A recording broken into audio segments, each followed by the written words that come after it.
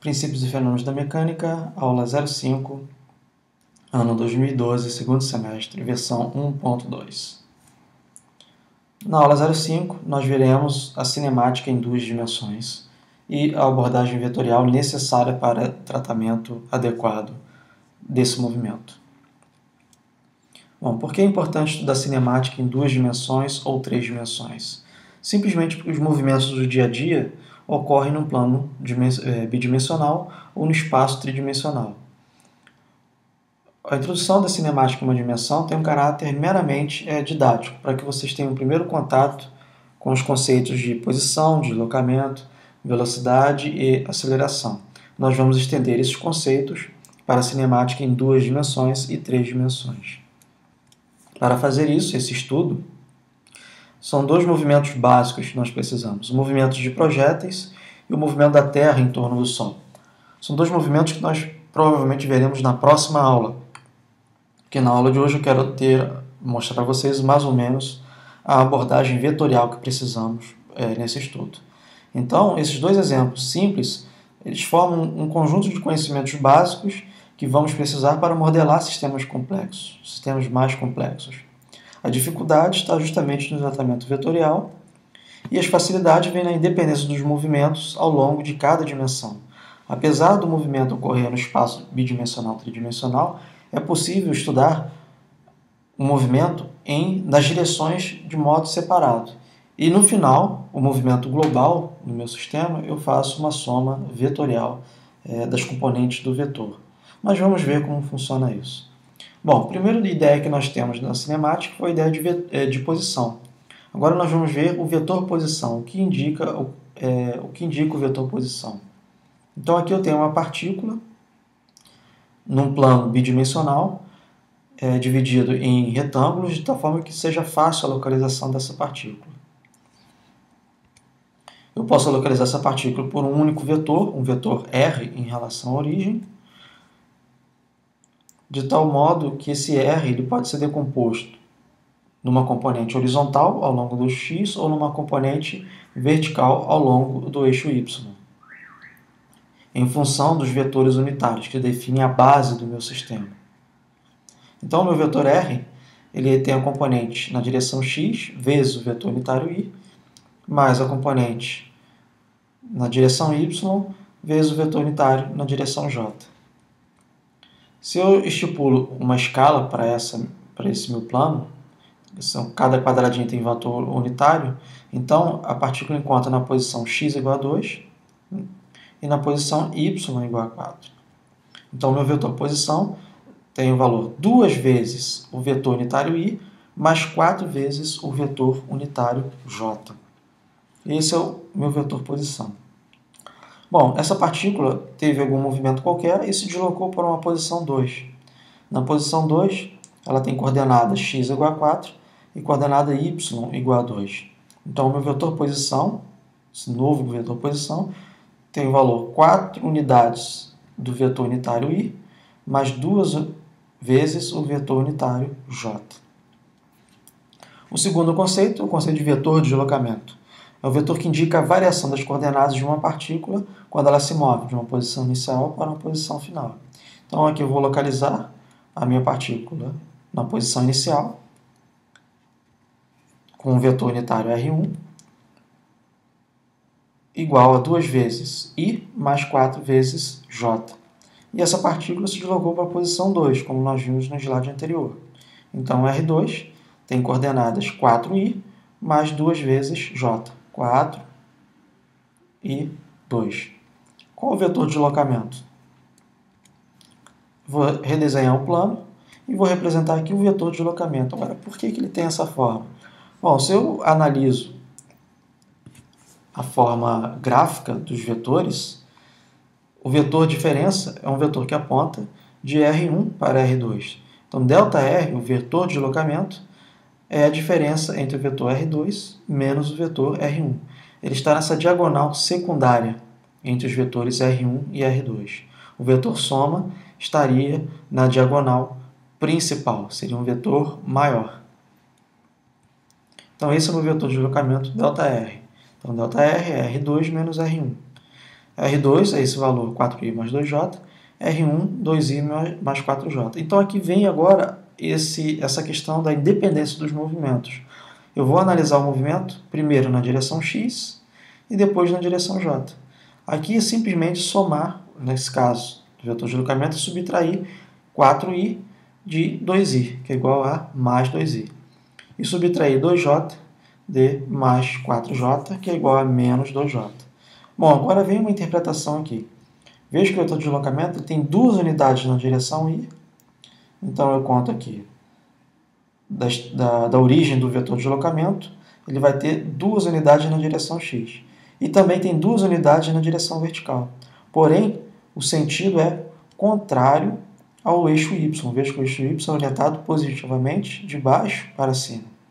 E o vetor de deslocamento na direção j, ele é orientado de cima para baixo. Então, a orientação contrária ao eixo y, por isso que ele aponta para baixo. Então, isso aqui nós dizemos que é uma análise analítica, uma análise vetorial analítica. E aqui é uma análise do lado esquerdo, uma análise vetorial gráfica. Esse conceito de vetor é interessante para o estudo do movimento de qualquer partícula, inclusive de corpos, como a nave Spirit. Então, depois de meses atolado em um banco de areia, em Marte, a NASA decide transformar o Jeep robô Spirit em estação científica estacionária. Mas para isso será preciso sobreviver ao próximo inverno de Marte. Porque, infelizmente, do ponto onde a nave Spirit parou, ela não captaria os raios solares no inverno. Então a NASA tentou, naquela época, com sucesso, orientar a nave Spirit apontada para o Sol. Para isso, ela teve que traçar a trajetória da partícula da nave de tal forma que os pratos solares estivessem voltados para o Sol. E essa operação não poderia haver erro, porque havia pouca energia armazenada nas baterias. Então, a operação teria que ser precisa. Esse vídeo vocês podem encontrar na fonte FAPESP, clicando nesse ícone. Não vou mostrá-lo aqui, mas vocês podem ver nesse site. Bom, então o que a NASA fez? Ela estipulou duas funções matemáticas, uma função na direção x e uma função na direção y.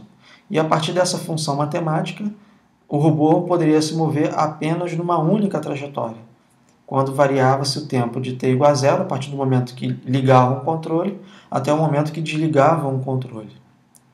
Então, quais as coordenadas do veículo no tempo t igual a zero? Basta substituir t igual a zero na função x de t e na função y de t. Para t igual a zero, x é igual a 2. E para t igual a zero, y é igual a 0. Então, esse vetor preto, nesse gráfico, representa o vetor posição no tempo t igual a 0. Então, a partícula encontra em x igual a 2. Localize x igual a 2 no gráfico. Pronto. Agora, quais as coordenadas do veículo no tempo t igual a 2 segundos? Eu substituo t igual a 2 na função x e t igual a 2 na função y. E encontro os valores dessas coordenadas. Nesse caso, para t igual a 2, o vetor posição final é dado por esse vetor azul. Então, a partícula encontra em x igual a 1 e y igual a 2,2. Se eu faço isso para vários instantes de tempo, eu vou poder traçar a trajetória da partícula ao longo do eixo x e y, ou seja, no plano bidimensional. Qual o deslocamento do veículo no intervalo de tempo, ΔT de 2 segundos? É dado por esse vetor vermelho, nessa interpretação gráfica vetorial nesse plano x e y. Ou simplesmente eu posso calcular o vetor R2 menos R1 de forma analítica, como nós fizemos na sala de aula. Qual é a equação da trajetória do veículo? É essa linha tracejada. Eu fiz essa linha tracejada simplesmente substituindo o valor, isolando o valor do tempo na variável x e substituindo na função y. Então, agora eu tenho uma função y em função de x. Então, esse gráfico, essa linha pontilhada, é a função matemática y em função de x. Nesse caso, eu estou dizendo que eu parametrizei a minha curva. Eu eliminei o tempo parametrizando a função. Então, a letra é essa linha tracejada.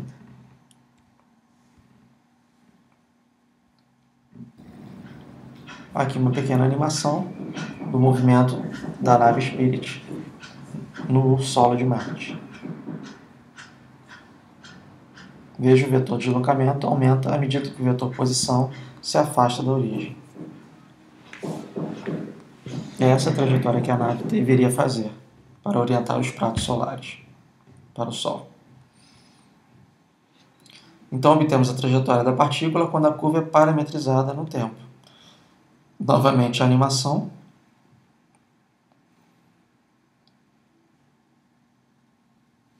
E eu vou parar a animação quando t igual a 2, para aproveitarmos os resultados anteriores. Então, o vetor posição inicial, o vetor preto, tem coordenadas x igual a 2, y igual a 0, e o módulo do vetor, esse vetor preto, r no tempo 0, é igual a 2. Simplesmente eu faço 2 ao quadrado, mais 0 ao quadrado, e extraio a raiz. Então, por isso que o módulo é igual a 2. E o ângulo que esse vetor faz com eixo x é igual a 0 graus. Analogamente, para o tempo t igual a 2 segundos, é o vetor posição final na cor azul, coordenada x igual a 1, localiza x igual a 1, e y igual a 2,2. O vetor, nesse caso, é 1 na direção i, mais 2,2 unidades na direção j. O módulo do vetor é calculado da mesma forma. R é raiz quadrada de x ao quadrado mais y ao quadrado. E o ângulo que esse vetor faz com eixo x é a tangente do ângulo θ, que é y sobre x. Então, o ângulo é arco tangente de y sobre x. Finalmente, o vetor de deslocamento, nesse intervalo de 2 segundos, é o vetor R2 menos o vetor R0. É esse vetor vermelho. Veja que ele tem uma unidade na direção x, com sinal trocado, então ele aponta no sentido contrário ao eixo x, mais 2,2 unidades na direção vertical. O módulo do vetor, novamente calculado da mesma forma. E o ângulo também. Bom, vetor velocidade média.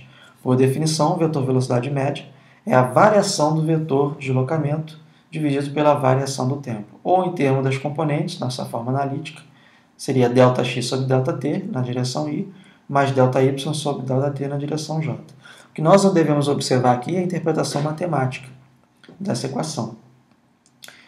Essa equação está dizendo que o vetor velocidade média e o deslocamento devem ter a mesma direção e sentido. Isto é, o vetor velocidade média é proporcional à variação do vetor de deslocamento.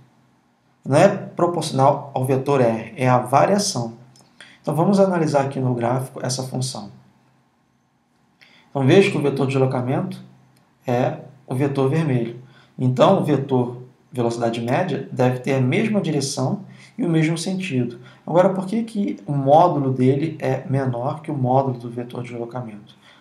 Porque eu dividi pelo tempo, que vale 2 segundos. Vamos ver esses cálculos. Então, o vetor posição para qualquer tempo t é x na direção i, mais y na direção j. X de t é a função fornecida lá pela NASA, 2 menos 0,25t ao quadrado, mais a função y de t, 1,0t mais 0,25t ao cubo. O vetor de deslocamento no intervalo de 2 segundos é o vetor posição R0 menos o vetor posição R2, ou seja, o vetor preto menos o vetor azul. Então, ΔR é igual a menos 1i mais 2,2j.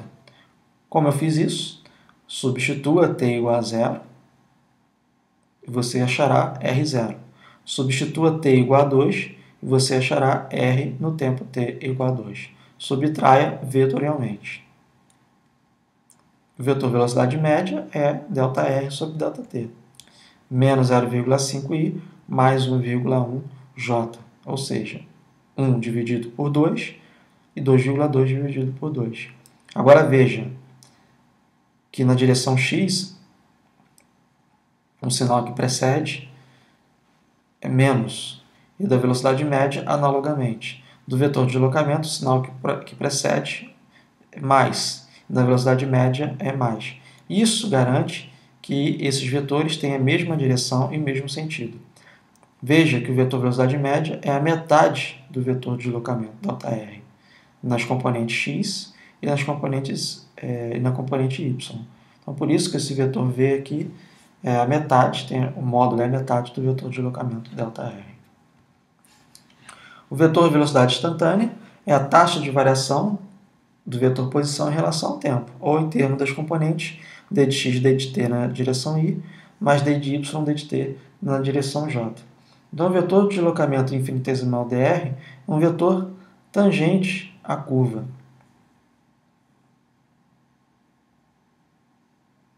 A partícula se desloca de R0 para R2. Então, esse deslocamento é sempre tangente à curva. Então, o vetor velocidade é proporcional à variação do vetor de deslocamento, ou seja, o vetor velocidade instantânea aponta na mesma direção e no mesmo sentido do vetor de deslocamento infinitesimal.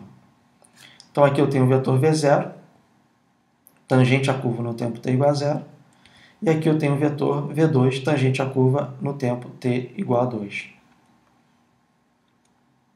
Então, por que eles têm essa orientação? Vamos ver no próximo slide. O vetor posição nós já sabemos, tem essa função matemática, R em função do tempo.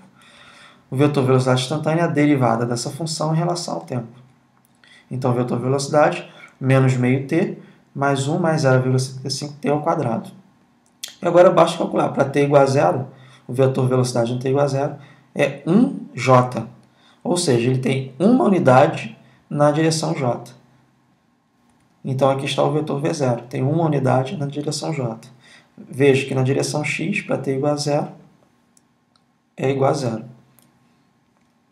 Para t igual a 2 segundos, substitua t igual a 2 na expressão, na função da velocidade. Então, vai ser menos 1i mais 1,3j.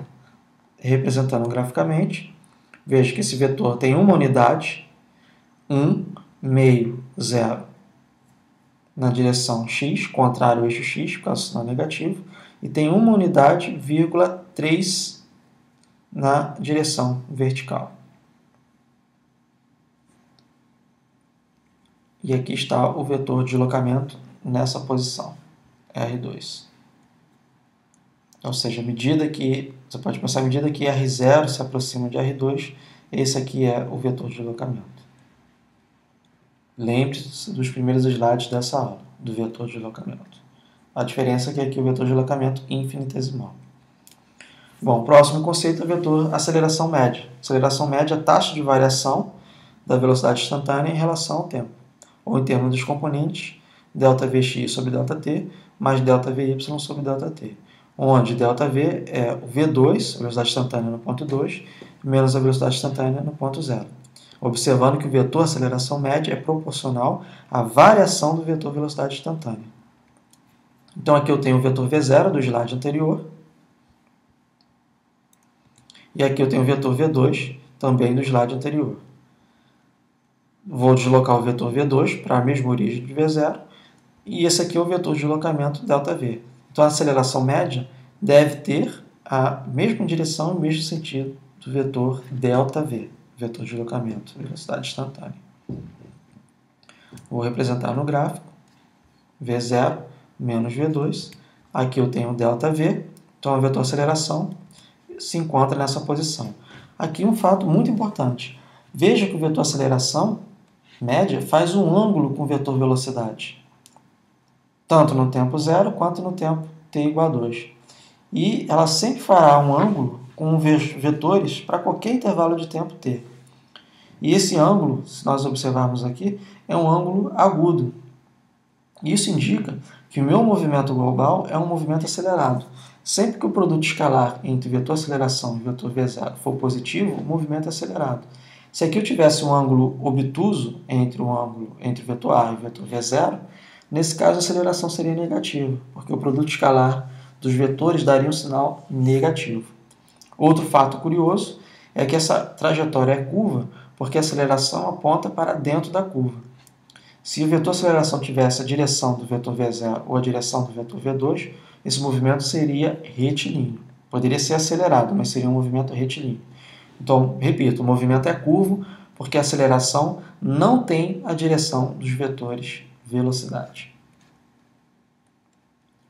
Então vamos ver o valor numérico da aceleração média. Então a aceleração média é ΔV sobre ΔT. E o vetor velocidade instantânea é dr dt. E nós sabemos do slide anterior que essa é a função matemática da velocidade de função do tempo. Então para t igual a zero, v0 igual a 1 na direção j. Então aqui eu representei nessa posição deslocada. Esse vetor v0 é o mesmo vetor na posição x igual a 2. Para t igual a 2, esse é o vetor menos 1 na direção i mais 1,3 na direção j. O vetor de deslocamento, menos 1 mais 0,3. É essa representação gráfica. A aceleração média é a razão, ΔV sobre ΔT. Menos 0,5i mais 15j. Então aqui observe novamente que o vetor aceleração tem a mesma direção e o mesmo sentido da variação do vetor velocidade instantânea. Então, mesma direção e mesmo sentido. Finalmente, o vetor aceleração instantânea é a derivada do vetor velocidade, o vetor função velocidade função do tempo, vetor velocidade função do tempo, derivada em relação ao tempo, ou em termos dos componentes, essa forma analítica, d de v de x d de t, mais d de v de y d de t. Então, o vetor aceleração instantânea tem a direção da variação do vetor velocidade instantânea. Então, aqui nesse gráfico eu já representei o vetor v2 e um vetor limite quase próximo ao v2, no tempo t igual a 1,999. Então, esse dv aqui é o vetor velocidade instantânea, variação do vetor velocidade instantânea infinitesimal.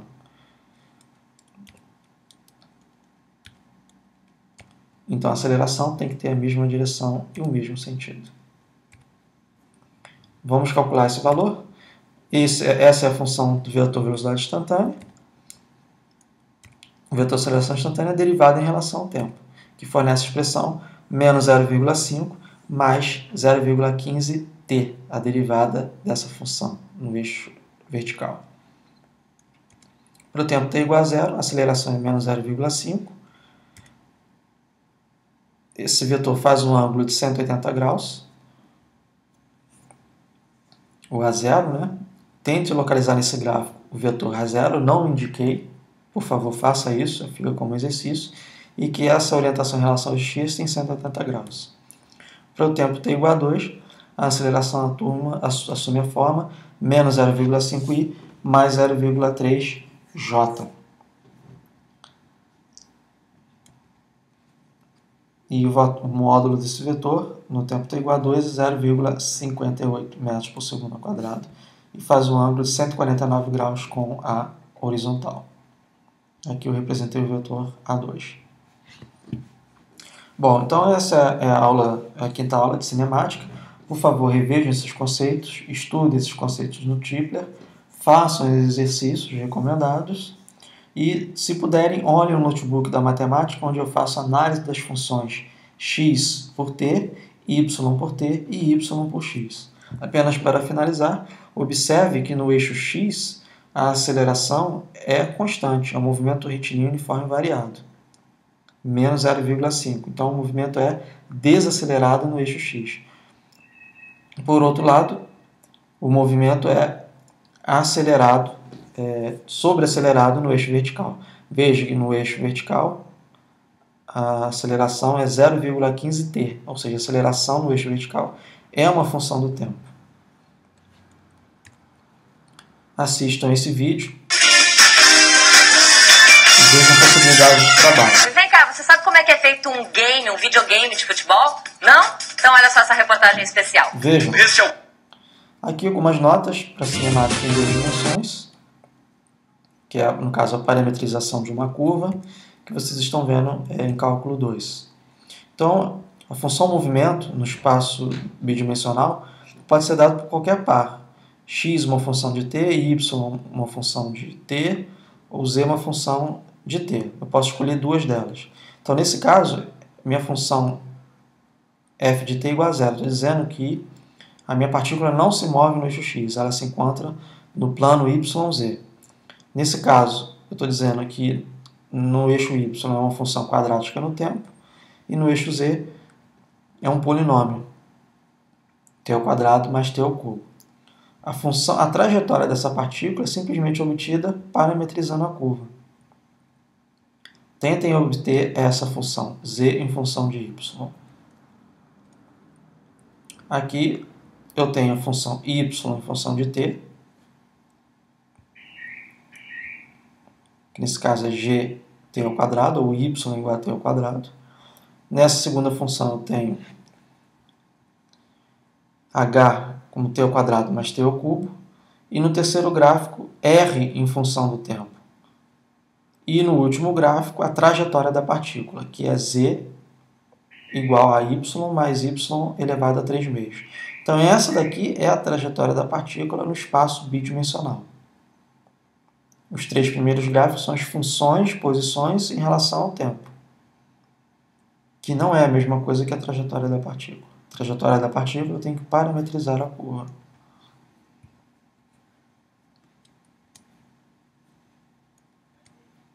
Em 3 dimensões. Agora eu tenho a minha partícula que se move no eixo x com uma função seno, no eixo y com uma função cosseno e no eixo z com uma função linear com tempo. A trajetória da partícula é representada pela função x mais y mais z.